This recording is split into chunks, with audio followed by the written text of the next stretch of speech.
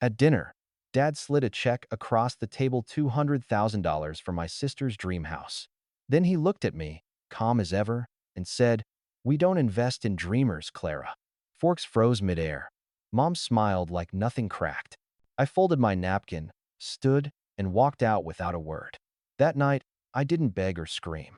I started something they'd never see coming, a foundation built from every insult, every silence they gave me. But what they didn't know was, I was about to make that silence echo. My name is Clara Dawson, and before that dinner, I used to believe that if I worked hard enough, love would balance the scales. It never did. In my family, affection was currency, and I could never afford the exchange rate. The first time I noticed it, I was 13. The gym smelled like rubber mats and lemon cleaner, and the air buzzed with fluorescent light. I'd built a suspension bridge out of wire and straws for the state science fair. It held a full textbook, and when they called my name for first place, the applause echoed.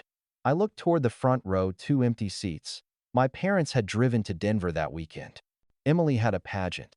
I held my ribbon high anyway, pretending the crowd was them. I didn't know it then, but those two empty seats would follow me for years. At home, the living room was golden with lamplight, ribbons everywhere. Emily still wearing her crown. "Smile for the camera, honey," Mom said, aiming her phone while Dad poured champagne into plastic cups. I stood in the doorway, medal in hand. "I won first place," I whispered. Dad glanced up once. "That's nice, sweetheart," he said. "But look at this, our Emily's on the front page of the local paper." He turned the screen toward me. Emily's smile sparkled brighter than the Christmas lights. I told myself it didn't matter, but it did. Years rolled like that, praise to the left, silence to the right. At 16, I was under the family car, grease on my hands, fixing a leak Dad hadn't found time for. He passed by, suit pressed, cologne sharp. "You'll make a decent mechanic one day," he said. Then he tossed the keys to Emily. "Drive safe, princess." I laughed under the chassis, but something bitter rose in my throat. College should have been my escape. I got in on scholarships and late-night shifts at a diner off Route 7. The place smelled of burnt coffee and bleach, the kind of smell that sticks to your hair no matter how long you shower. I'd send envelopes home marked tuition fund. Later, I found out Emily used the transfer for a Cancun trip with her boyfriend. Dad said I deserved a break. She told me, smiling through the phone. I almost hung up, but my voice came out quiet. "Sure, Em. You deserve it." Every holiday turned into a silent contest. At Christmas, she got designer handbags. I got power tools for your projects. Dad loved saying, "At least you're practical." I learned not to argue. I learned that silence hurt less than pleading. After graduation, I landed my first engineering job at a mid-sized firm in Denver. My first project was a pedestrian bridge, sleek and minimal. I sent photos home, steel arcs rising against the sunrise. Dad replied 2 days later, "You still renting?" "No, congrats." "No, I'm proud." Just a reminder that success, to him, had a price tag. Mom called, sometimes. Her voice was soft, the kind that sounds like apology. "Your father worries about you," she'd say. "You should come home more." But whenever I did, I'd walk into their house and see Emily's framed magazine covers on the walls. My certificates were in a box somewhere in their basement, collecting dust. Then came the morning I met Marcus Boyd, my supervisor. He was all charm and authority, the kind of man who called every woman kiddo and thought it was endearing. I presented my design proposal, a sustainable housing concept powered by solar grids and rain capture. "Ambitious," he said, flipping through the pages. "Maybe too ambitious for us." A week later, I saw my diagrams on a presentation slide for a city contract pitch with his name on the credits. When I confronted him, he smiled thinly. "You're part of the team, Clara. Wins are shared." 2 months later, my name was on the layoff list. "Company downsizing," HR said. My drawings were still pinned to the wall behind her. I walked out with a cardboard box and a frozen smile. The snow outside fell in thick sheets, turning everything white and quiet. Too quiet. That night, I opened the family group chat. A new photo glowed on my screen. Emily standing in front of a new car, Dad and Mom beside her, champagne glasses raised. The caption read, "So proud of our girl." I typed one last message. "Thanks for teaching me what love isn't." Then I hit send and blocked them all. I didn't cry. I made coffee, black and bitter, and sat watching the streetlights flicker against the snow. Somewhere deep inside, I felt something shift. A line I'd drawn years ago finally hardened into a wall. I didn't know what would come next, but I knew this much.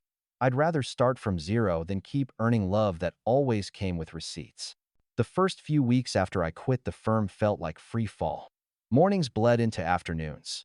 The coffee went cold before I ever finished a cup. I'd sit at my kitchen table, surrounded by unpaid bills, sketching floor plans no one had asked for.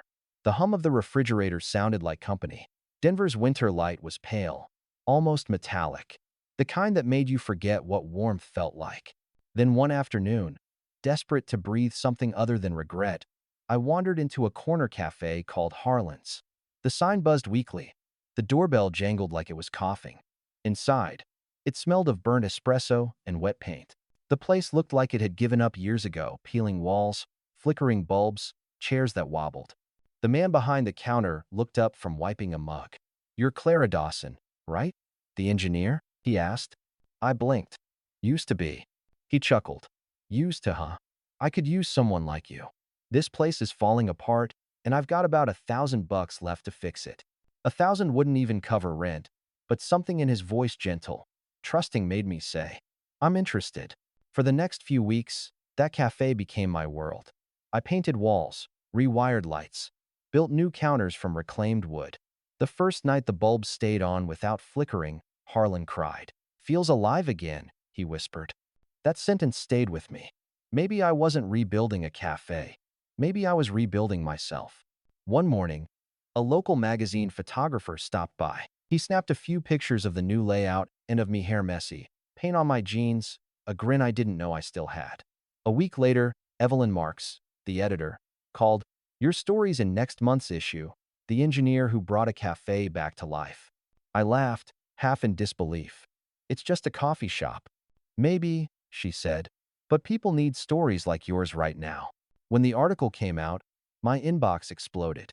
Strangers asked if I could help redesign their shops, tiny homes, cabins. I didn't have a business card, just a sketchbook and a stubborn streak, but I said yes to everything. That's how I met Noah Carter. He was a structural engineer working a freelance project in Golden, a quiet town west of Denver. My first impression? Calm, steady, the kind of person who could walk into chaos and lower the temperature by 10 degrees.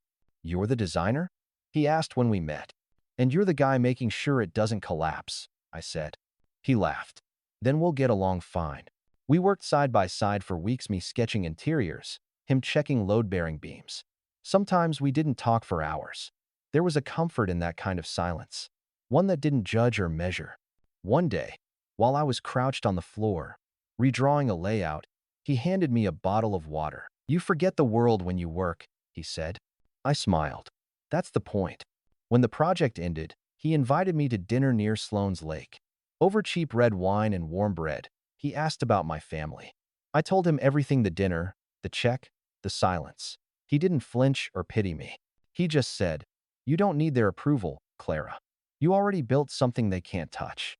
For the first time in years, someone saw me, not the daughter who disappointed, not the employee who lost, but the woman who refused to stay down. A few months later, Noah called. "I've got a crazy idea," he said. "Ever thought about designing a home that generates its own energy? Small, self-sufficient, a place that breathes." I froze. That was the dream I'd buried long ago, the one Dad had called a childish fantasy. "Yeah," I said quietly. "I've thought about it." "Then maybe it's time." We called it the Haven Project. We found 5 acres and Oregon pines whispering in the wind, ocean visible through the trees. The land belonged to an older man named George. "I planned to build a house here once," he said, eyes soft. "My wife passed before I could." He lowered the price. "You two will make it worth something again." Noah covered what I couldn't. "No strings," he said. "Just partnership." We pitched a tent and worked from dawn till dusk. My hands blistered, nails cracked, hair tangled with sawdust. Some nights the rain hit the tarp like applause. Other nights it felt like punishment. But each morning, when the fog lifted and I saw the outline of the cabin, rising pale wood, wide windows, I felt something I hadn't in years: belonging. We used reclaimed materials, solar panels, a rainwater system, timber from a dismantled barn. Everything sustainable, everything built from what the world threw away. Just like me. By month 10, the Haven cabin stood complete 600 square feet of quiet defiance. When the sunlight hit the windows just right, the whole place glowed as if alive. I took a photo and posted it with a simple caption, "Built this myself." By morning, it had gone viral. Comments poured in. "You made me believe again. You turned pain into something beautiful." For the first time, the world saw me the way I always hoped my parents would. I should have felt triumphant. Instead, I felt the old ache return, wondering if they'd ever see it, if they'd even care. I didn't know that 1,000 miles away, my sister Emily was scrolling through that same post, fingers trembling over the share button. I didn't know she'd whisper into the phone that night, "Dad, you need to see this." I didn't know that the house I built to heal myself would be the one thing that finally brought them back to my door. The week after the Haven cabin went viral felt unreal. My inbox flooded with inquiries. My phone pinged nonstop. Companies wanted interviews. Investors wanted meetings. But underneath the noise was something sharper, a tremor I couldn't name. When success finally found me, it didn't come clean. The first crack came from an old name, Marcus Boyd. "Clara." His voice poured through the line, smooth as ever. "I saw your cabin online. Impressive work. I always knew you had vision." I nearly laughed. "You fired me." "A misunderstanding. You know how corporate politics go." A pause. "Listen, the city's looking for sustainable housing partners. I could put your design on the map. Legally, of course." Legally. That word sat sour on my tongue. I told him I'd think about it, hung up, and stared at the waves outside my window. The cabin creaked softly in the wind, almost like it was warning me. A week later, an email arrived from Dawson Construction, my father's company. The subject line, "Permission request. Haven cabin imagery." I opened it. They were using photos of my cabin in a campaign called Building the Future. My father's face smiled from the banner right beside my uncredited design. For a moment, everything went white in my head. I could hear the blood rush through my ears, feel my fingers tremble against the mouse. My design, my name erased. Again. That night, I called Mom. The line crackled. "Mom, did you know about the campaign?" A long silence. Then, "Your father. He didn't mean any harm, Clara. He's just proud of you." "Proud?" I laughed, bitter and small. "He didn't even put my name on it." She sighed. "Honey, sometimes pride hides behind mistakes. Or maybe behind cowardice." I said and ended the call. Hours later, my phone buzzed again, a message from her. "Please don't make this worse. Just talk to him. He'll listen." But I knew better. In my family, listening only happened when you said what they wanted to hear. A few days later, a thick envelope arrived, Marcus's contract offer. He wanted the exclusive rights to my design in exchange for exposure and partnership opportunities. Translation: I'd be erased again, this time on paper. I tore the first page in half before I even finished reading. That evening, Noah found me sitting on the porch steps, a mug of cold coffee beside me. "Marcus again?" he asked. I nodded. "He wants the cabin, the design, the rights, everything." He sat beside me. "Then don't give it to him. It's not that simple. If I turn this down, he'll go to someone else, copy the blueprint, tweak a few numbers, and call it his."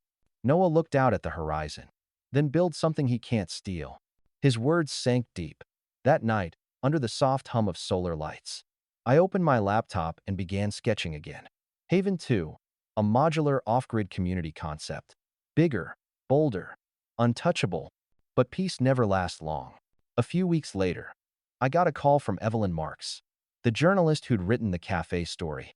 "Clara, did you know Dawson Construction used your images? People are connecting the dots online." My stomach turned cold. "What do you mean, connecting?" "They're speculating the cabin belongs to your father's company. Some think he funded you." I laughed too sharp. "Of course they do. Should I clarify it in a follow-up piece?" I hesitated. The little girl inside me, the one who still wanted her parents' love, whispered, "Don't embarrass them." But the woman I'd become said, "Yes, tell the truth." The next morning, the article dropped. Engineer Clara Dawson builds viral eco-cabin, declines corporate credit. Within hours, the internet did what it does best: it dug. People discovered the family link, the favoritism, the stolen credit. The headlines multiplied. Dawson heiress disowned builds empire alone. My phone rang nonstop. Emily called, then texted, "They're furious. Dad's losing clients. Please, take the article down." I typed and deleted a dozen replies before settling on one. Actions have consequences. That night, rain lashed against the windows. I sat by the fireplace, scrolling through the chaos I didn't intend but somehow caused. Each notification felt like an echo of my father's words, "We don't invest in dreamers." He was wrong. I'd invested in myself. But even success has a price, and I could feel the next storm brewing. The call came 2 days later. Not from Marcus. Not from Evelyn. From Emily. Her voice was trembling. "Clara, it's bad. Dad's saying the company's under attack. Reporters are outside the house. Mom's crying. He said you humiliated us." I swallowed the lump in my throat. "I didn't publish lies." "I know," she whispered, "but he won't see it that way." For the first time, her tone wasn't smug or superior. It was scared. "Please, can we meet?" I hesitated, staring out at the storm beyond the porch. The waves were higher than I'd ever seen them, slamming against the rocks. Part of me wanted to hang up. The other part, the child still craving closure, said yes. I didn't know then that meeting her would pull every buried scar back to the surface. I didn't know the night ahead would end with my family standing on my doorstep, the wind howling like all the ghosts we tried to forget. Emily arrived the next morning. Her car crawled up the gravel road, the silver paint catching the pale Oregon sun. When she stepped out, she didn't look like the girl from magazine covers. Her hair was frizzy from rain. Mascara smudged under her eyes. She hesitated at the gate like she was walking into a confession booth. "You live here," she said finally, her voice small. "This is yours?" I wiped my hands on my jeans. "Every inch." Her gaze swept across the cabin's solar panels, the wood beams, the porch I'd sanded until my fingers bled. "They said you were struggling," she whispered. "That you ran off after losing your job." "I did," I said. "But sometimes losing everything is the only way to start over." She looked at the cabin again, like trying to reconcile it with the version of me our parents had described: the failure, the dreamer, the disappointment. "Can we talk inside?" she asked. The fire hissed softly as we sat across from each other. For a while, all I heard was rain tapping the windows. Then she said, "They're terrified, Clara. Dad's losing contracts. People are saying he stole your design." "He did," I replied. Her eyes flicked up. "You really hate him that much?" I leaned back, feeling the warmth of the flames against my palms. "Hate takes too much energy. I just stopped giving him mine." She flinched, then took a shaky breath. "I didn't come to fight. I just—" Her voice cracked. "I'm getting divorced." I blinked. That, I didn't expect. She laughed bitterly. "Surprise. Turns out being the perfect daughter doesn't help when your husband cheats on you with your agent." For a moment, I saw her differently, not the golden child, but a woman trapped by the same expectations that had crushed me. "I'm sorry," I said quietly. She shrugged. "I thought if I stayed perfect, they'd never stop loving me. But now, I don't even know who I am without their applause." We sat in silence. The rain softened, turning to mist against the glass. I poured her tea. She stared into it like searching for answers. "Why didn't you ever fight back?" she asked. I smiled faintly. "Because I was too busy building something worth fighting for." That evening, she left, but not before whispering, "They're coming here. You know, Dad wants to settle this face to face." I watched her drive away, taillights fading into the fog, and felt the familiar heaviness in my chest. It wasn't fear, it was inevitability. The next day, the media storm exploded again. Dawson Construction issued a statement. All design materials used in promotional content belong to the company. No mention of me. No apology. Just corporate arrogance dressed as professionalism. Evelyn called that night. "Are you okay?" she asked. "I'm fine," I lied. She paused. "They're planning a press event next week. Your father's making it about legacy. He's calling it the future of Dawson Engineering. I think he's going to use the cabin image again." I stared at the wall, heartbeat pounding. Then I guess it's time he sees the future in person. That night, I worked till dawn. Plans scattered across the table, solar layouts, structural drafts, sketches for a small community of eco-homes built by local hands. I wasn't going to just defend what I'd built. I was going to expand it. If he wanted a legacy, I'd give him one he couldn't own. 2 days later, Noah found me half asleep at my desk. "You've been at this for 30 hours, he said, setting a coffee in front of me. Maybe I'm finally catching up on the years I wasted, proving myself. He leaned on the counter, studying me. "You're not doing this for him, right?" I looked up. "No, I'm doing it so the next girl like me doesn't have to beg for credit." He smiled. "Then let's build it together." By the end of the week, news broke. The cabin had reached 1 million shares online. My inbox filled with partnerships, speaking offers, sponsorships. But amid the noise came a single text from an unknown number. "Dad, we're coming. Be ready." I read it 3 times, then set the phone down. The waves outside were violent, foaming white under the dark sky. I stood at the window, the reflection of my face overlapping the cabin behind me. For the first time, I didn't see the girl who wanted to be loved. I saw a woman who'd finally stopped asking. When the headlights appeared hours later, winding through the trees, I didn't move. I just whispered to myself, "Let them come." I didn't know what words would be said or what damage would be undone. All I knew was that this time, the silence belonged to me. The night they arrived, the wind carried the scent of rain and salt. The pines shivered against the gray sky, and the gravel crunched under heavy tires. I watched through the window as the black SUV rolled to a stop, headlights slicing through the mist. For a long moment, no one moved. Then my father stepped out first. Richard Dawson hadn't changed, same press suit, same polished shoes, same aura of control that used to fill every room he entered. Only now, it looked brittle, like porcelain stretched too thin. Mom followed, clutching her coat tight, eyes flicking from the cabin to me, already glistening with tears. Emily trailed behind, her white sweater soaked at the sleeves, looking smaller than I remembered. I opened the door before they could knock. The air between us was cold and sharp. Dad's eyes swept over the cabin, scanning every detail: the solar panels, the timber joints, the wide glass windows that reflected him back in perfect symmetry. "So," he said finally, "this is it. The miracle house." "It's called the Haven Cabin," I replied evenly. "And yes, I built it." He stepped closer, gravel crunching under his shoes. "You expect me to believe you did all this alone?" "I didn't say I was alone. I said I built it." His mouth tightened. "You're turning this into a spectacle. You humiliated our family." I laughed softly. "By telling the truth? You used your last name to get attention." He snapped. "You think this," he gestured around, "makes you better than us?" "No," I said quietly. "It just makes me free." He froze at that word, free. Maybe because he'd spent his whole life controlling every inch of mine. Mom finally spoke, her voice trembling. "Clara, please. We only wanted what's best for you." I looked at her, the woman who never raised her voice, who smiled through every cruelty to keep the peace. "No, Mom. You wanted what looked best." The wind gusted through the trees, bending the lavender I'd planted along the porch. For a moment, no one spoke. Then Noah appeared in the doorway behind me, wiping his hands on a rag, calm as ever. "Evening," he said politely. "You must be the Dawsons." Dad turned to him, face hardening. "And you are?" "Noah Carter," he replied. "Clara's partner." "In business?"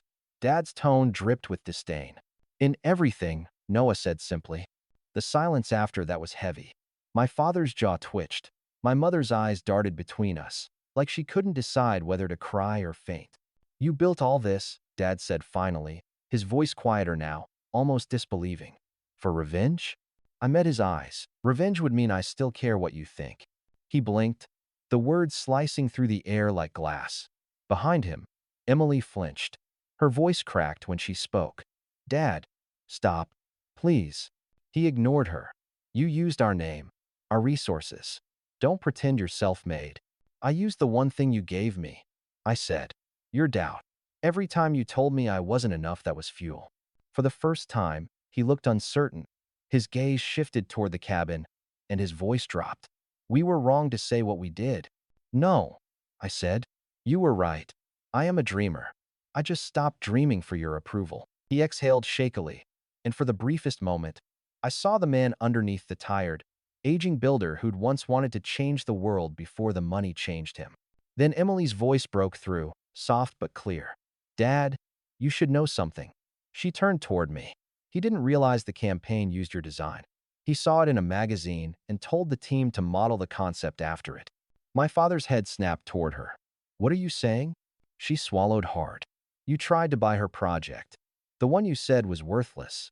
The color drained from his face. His lips parted, but no sound came. I watched the realization wash over him. The humiliation of knowing he'd once dismissed the very thing his company was now profiting from. He turned to me, voice shaking. You built that? The one on the cover? I nodded. The same one you wanted to license. Mom started to cry softly. Oh, Richard. He stared at me, then at the ground, like searching for solid footing that wasn't there. I didn't know.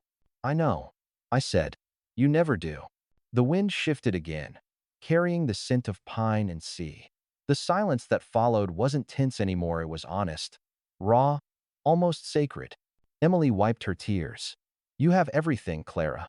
The house, the peace, and I don't even know who I am anymore. I looked at her gently. Then stop living for them. Start living for you. She gave a shaky laugh. Easier said than done. Dad finally spoke, voice low. You're proud of this place, aren't you? Yes, I said. Because I built it out of everything you threw away. He looked around again at the sturdy beams, the handcrafted railings, the light spilling warm from inside. And for the first time, I saw something unfamiliar in his eyes. Not anger, not pride, shame. Noah stepped beside me, placing a hand on my shoulder. You okay? I nodded slowly. Yeah, I whispered. I am. My father's shoulders sagged. We were wrong. Mom's sob turned into a whisper.